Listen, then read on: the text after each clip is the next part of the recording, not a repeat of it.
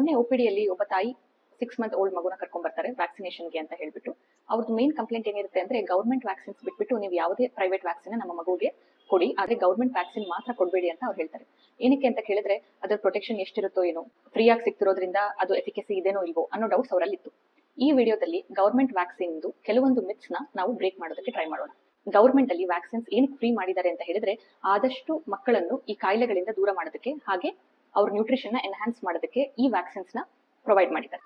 Private vaccine ಆಗಿರ್ಲಿ government vaccine ಆಗಿರ್ಲಿ 100% efficacy ಇಬ್ಬರದು ಸೇಮೇ ಇರುತ್ತೆ. ಎರಡನೇದು ಮೋಸ್ಟ್ ಕಾಮನ್ ಪ್ರಶ್ನೆ ಬರೋದೇನಂದ್ರೆ, ಫಸ್ಟ್ 2 ಟೈಮ್ಸ್ ಮಗುಗೆ ಪ್ರೈವೇಟ್ ವ್ಯಾಕ್ಸಿನ್ ಕೊಡ್ಸಿರ್ತಾರೆ, ಅದಾದ್ಮೇಲೆ ಗೌರ್ಮೆಂಟ್ ವ್ಯಾಕ್ಸಿನ್ಸ್ ನಾವು ಕೊಡಿಸಬಹುದಾ ಅಂತ ಸಾಕಷ್ಟು ಪೇರೆಂಟ್ಸ್ ಕೇಳ್ತಾರೆ. ಧಾರಾಳವಾಗಿ ನೀವು ಪ್ರೈವೇಟ್ ವ್ಯಾಕ್ಸಿನ್ಸ್ ಮುಂಚೆ ಮಗು ಕೊಡ್ಸಿದೀರಾ ಅಂದ್ರೂ ನೆಕ್ಸ್ಟ್ ನೀವು ಗೌರ್ಮೆಂಟ್ ವ್ಯಾಕ್ಸಿನ್ಸ್ ನ ಕಂಟಿನ್ಯೂ ಮಾಡಬಹುದು. ಗವರ್ಮೆಂಟ್ ವ್ಯಾಕ್ಸಿನೇಷನ್ ಇಂದು ಏನು ಡಿಸ್ಅಡ್ವಾಂಟೇಜಸ್ ಇದೆ ಅಂತ ಹೇಳಿದ್ರೆ, ಮಲ್ಟಿಪಲ್ ಇಂಜೆಕ್ಷನ್ಸ್ ಬೇಕಾಗಬಹುದು ನಿಮಗೆ ಒಂದು ಸೆಟ್ಟಿಂಗ್ ಅಲ್ಲಿ, ಆದ್ರೆ ಪ್ರೈವೇಟ್ ಅಲ್ಲಿ 5 ಡಿಸೀಸಸ್ ಕೂಡ ಒಂದೇ ಇಂಜೆಕ್ಷನ್ ಅಲ್ಲಿ ಕವರ್ ಮಾಡುವಂತಹ ವ್ಯಾಕ್ಸಿನ್ ಸಹ ಬಂದಿದೆ. ಸಾಕಷ್ಟು ವ್ಯಾಕ್ಸಿನ್ಸ್ ಇನ್ಕ್ಲೂಡ್ ಮಾಡಿದ್ರು influenza vaccine, chicken pox vaccine, ಈ ತರದ್ದು ಆಪ್ಷನಲ್ ವ್ಯಾಕ್ಸಿನ್ಸ್ ನಿಮಗೆ ಗೌರ್ಮೆಂಟ್ ಅಲ್ಲಿ ಫ್ರೀ ಆಗಿ ಸಪ್ಲೈ ಅಲ್ಲಿ ಸಿಗೋದಿಲ್ಲ.